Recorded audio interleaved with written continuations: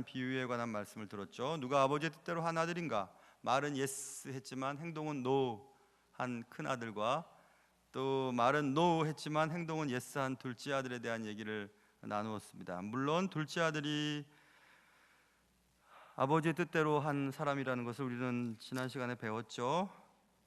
그러면서 먼저 믿는 너희들, 대제사장들과 장로들, 너희들은 맏아들과 똑같다. 말로는 예스 하면서 행동은 그렇지 않다.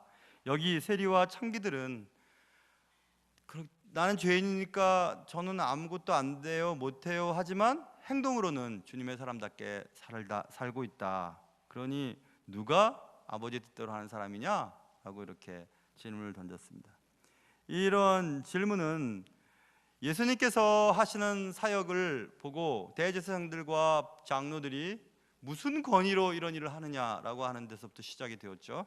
그래서 오늘은 33절 오늘 본문이었죠. 33절에 주님께서는 또 다른 비유를 하나 더 드시기를 원하셨습니다. 왜냐하면 조금 전에 했던 비유, 두 아들의 비유를 듣고서도 믿지를 않는 거예요. 화만 팍팍 내고 있고. 그러니 예수님께서 한 비유를 더 들어서 설명하기를 원하셨습니다. 그래서 오늘 본문은 지금 예수의 권위에 대한 얘기를 했던 그 맥락에서 쭉 같이 이해를 해야 합니다. 또 다른 비유, 이 비유를 우리는 보통 포도원 농부의 비유라고 얘기를 합니다. 오늘 말씀을 통해서 하나님께서 나에게 무슨 말씀을 하길 원하시는 것일까? 하나님의 일에 대해서 또 자신에 대해서 다른 사람에 대해서 화만 벅벅 내고 있는 분이 계시다면 오늘 말씀을 듣고 좀 진정하시고 하나님이 원하시는 것이 무엇인지 깨달을 수 있는 귀한 시간 될 수 있기를 주님의 이름으로 축원합니다. 오늘 본문에 보시면 주인이 농부들에게 세를 주고 타국에 갔다 이렇게 시작됐죠. 33절에 한 집 주인이 포도원을 만들고 산 울타리로 두르고 거기에 즙자는 틀을 만들고 망대를 짓고, 그 말은 모든 것을 갖춰두고 이런 거죠. 농사를 짓는 일에 필요한 모든 것을 갖춰두고 갖추어 놓고 농부들에게 그 다음 보세요. 세를 준 거예요. 세를 주어서 타국에 갔어요. 세를 주었다는 것을 기억하세요. 타국에 갔습니다. 열매가 거둘 때가 되었습니다. 34절, 그래서 그 열매를 받으려고 세를 주었으니까, 그래서 소작농이에요. 그래서 거기에 계약을 맺었겠죠. 일정한 것들은 너희가 갖지만 나머지 것들은 내게 줘야 돼. 내가 주인이니까. 분명히 이렇게 했겠죠. 그래서 열매를 받기 위해 자기 종들을 농부들에게 보냈다 이겁니다. 그런데 그 농부들이 35절 열매를 받으러 온 주인이 보낸 종들을 잡아 하나는 아주 심하게 때렸다고 써 있고요. 또 하나는 죽였고 또 하나는 돌로 쳐버렸어요. 그러면 3명이죠, 그렇죠? 3명을 보냈는데 한 명은 심히 때렸고 하나는 죽였고 하나는 돌로 쳐버렸어요. 그래서 주인은 아니 이럴 수가 있나? 뭐가 좀 잘못됐나? 무슨 문제가 있지? 종들이 돌아오지 않으니까. 그래서 36절 다시 다른 종들을 처음보다 많이 보냈다. 적어도 3명 초과되는 인원을 보냈겠죠. 처음보다 많이 보냈다고 했으니까. 근데 그들도 그렇게 했다. 때리고 죽이고 돌로 쳐버렸습니다. 왜 그런 일이 벌어졌죠? 그것은 농부들이 자신이 경작하고 있는 포도원을 자기 것으로 여겼습니다. 자기 것들을 남에게 줄 수 없다고 생각했던 거죠. 농부들은 분명히 착각했죠. 그래서 주인이 정당하게 요구하는 열매를 줄 수 없다고 생각했습니다. 그 주인이 보낸 종들을 심히 때리고 죽이고 돌로 쳐버렸습니다. 그리고 주인이 더 많은 인원을 보냈는데 또 때리고 죽이고 돌로 쳐버렸습니다. 사랑하는 성도 여러분, 여러분이 지금 누리고 있는 그것은 주인이 내게 일정한 기간 동안에 위탁해 주신 거예요. 여러분에게 있는 재물과 재능과 시간과 생명과 자녀와 외모와 그 모든 것들은 주인이 여러분과 저에게 위탁시켜 주신 것이에요. 우리는 일정 기간 동안 하나님이 주신 것을 가지고 열심히 삽니다. 그래서 열매들을 만들 거예요. 그러나 결국 언젠가는 위탁받은 것들에 대한 결산의 날이 있을 것입니다. 그날은 반드시 옵니다.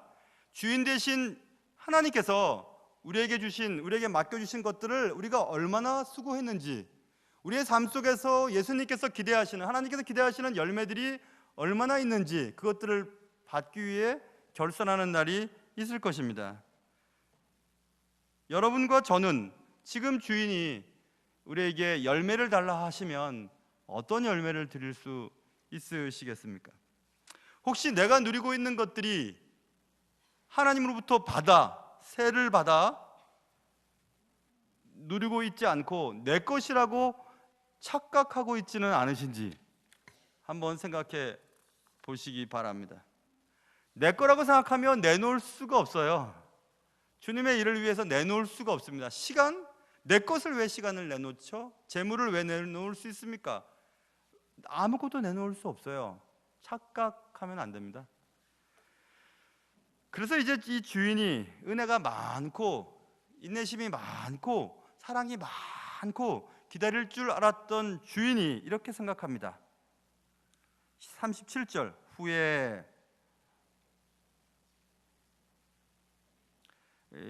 후에라는 것은 마지막으로 이라는 뜻이에요. 그 다음이라는 게 아니라 이제 마지막으로 내가 아들을 보내겠다. 그리고 그가 생각했습니다. 그들이 농부들입니다. 그들이 내 아들은 존대하지 않겠나?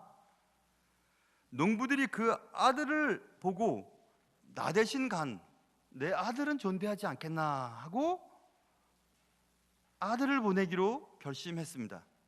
그때 포도원 주인의 측근들은 포도원 주인을 향해 얘기했습니다. 아닙니다. 저런 것들은 다 쓸어버려야 합니다. 저렇게 배은망덕한 놈들은 다 쓸어버려야 합니다.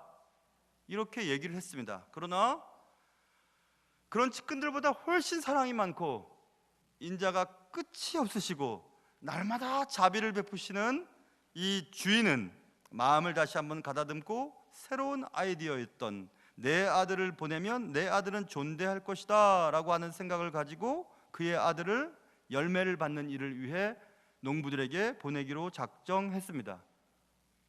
그런데 전혀 예상치 못한 일들이 발생되게 되었습니다. 농부들은 주인의 아들을 잡고 포도원 밖에 내쫓아서 죽여버렸습니다.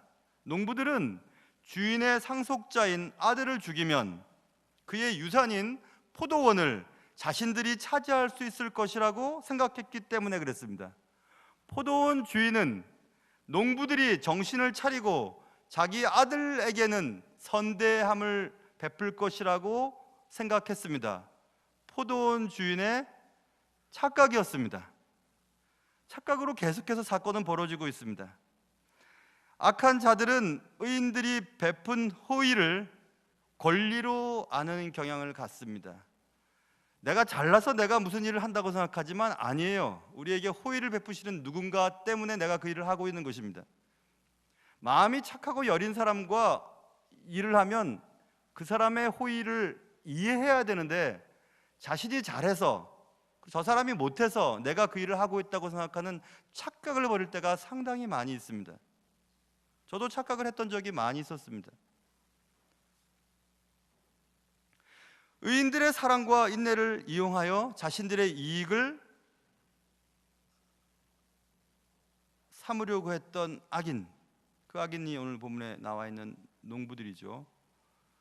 소위 신앙인이라고 하는 여러분과 저 같은 사람이 상식과 교양이 풍부한 예수 믿지 않는 일반 사람들보다 훨씬 더 수준 이하의 행동을 하는 경우들을 우리는 보고 있습니다.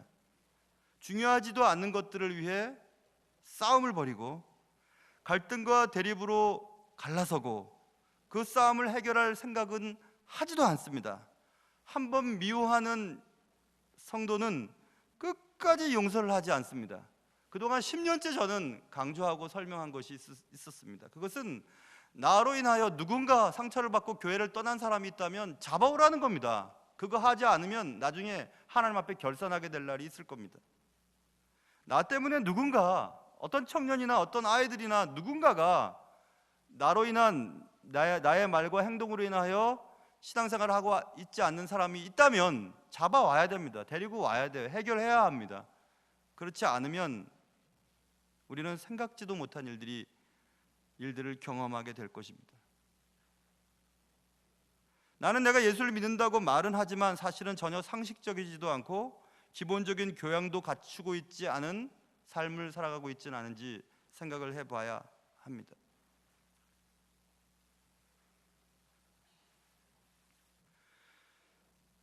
포도원 주인은 자신의 기대가 산산이 부서진 것을 알았습니다. 아니, 내 아들까지 말이야? 이 포도원 주인의 선택은 이제 하나밖에 없습니다. 포도원 주인은 이렇게 결정을 내립니다. 그 악한 자들을 진멸하자, 다 잡아 죽이자. 그리고 열매를 바칠 만한 다른 농부에게 세를 주자. 이렇게 결정을 내리지 않겠냐라고 예수님이 대제사장과 장로들에게 얘기하는 것입니다. 너희들 어떻게 써? 네 아들을 잡아 죽인 농부들을 가만 놔두겠어? 아니지. 그래, 맞아. 여기서 예수님의 다른 한 비유, 지난번 두 아들의 비유로도 깨닫지 못하고 있는 대제사장들과 장로들을 향해 예수님은 또 하나의 비유를 들면서 착각하지 말 것을 말씀하고 있습니다. 자신들이 하나님의 뜻을 잘 수행하고 있는 사람들인 것처럼 착각하지 말라고 대제사장과 장로들에게 지금 예수님이 얘기하고 있는 것입니다. 예수님의 사역에 무슨 권위로 이런 일을 하느냐, 또 누가 이 권위를 주었느냐며 딴지를 거는 것이 잘하는 것인 줄 착각하지 말라고 말하고 있습니다. 자신 지금 누리고 있는 권리가 자신의 것인 줄 착각하지 말라고 얘기하고 있습니다. 나는 저 세리들과 창기와 다 같지 않다고, 나는 11조 생활을 잘하고 기도 열심히 하고 나는 성경 말씀을 잘 아는, 나는 하나님을 잘 믿는 사람이라고 착각하지 말라고 말하고 있습니다. 나는 대제사장이니까 하나님의 예배를 드리는 일에 쓰임받는 사람이야. 나는 대제사장이야. 선택받는 사람이야. 착각하지 말라고 말하고 있습니다. 나는 존경받는 장로야. 착각하지 말라고 말하고 있습니다. 주님은 우리에게 말씀하고 있습니다. 착각은 참사를 일으켰죠. 농부의 착각은 열매를 받으러 온 주인이 보낸 종들을 죽이는 일들을 벌였고, 포도원 주인의 인자와 자비는 농부들이 회개할 것이라고 생각했습니다. 그러나 그 문제는 착각이었습니다.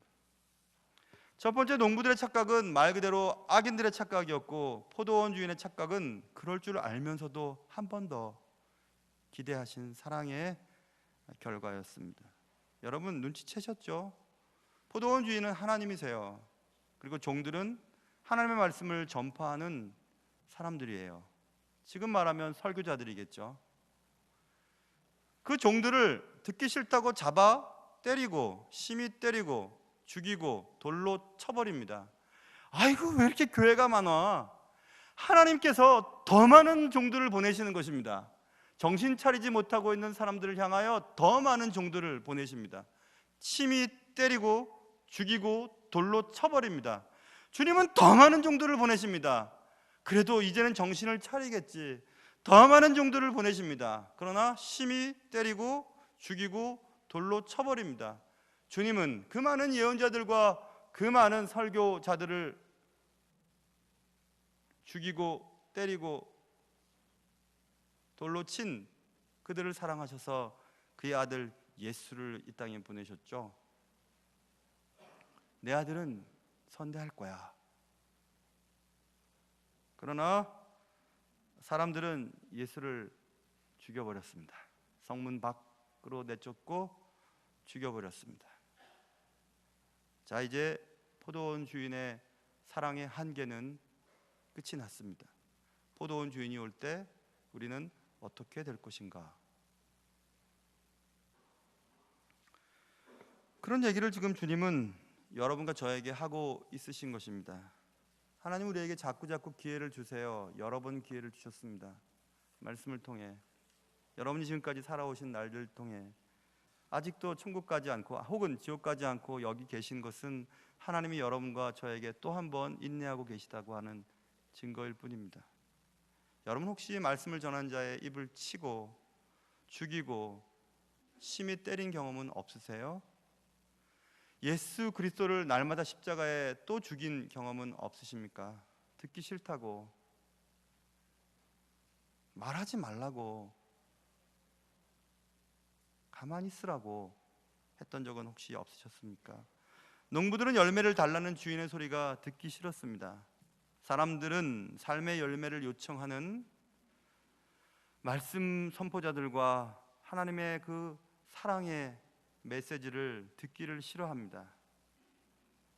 예수님은, 그리고 하나님은 또 죽으시고 또 십자가에 못 박히셔야만 합니다.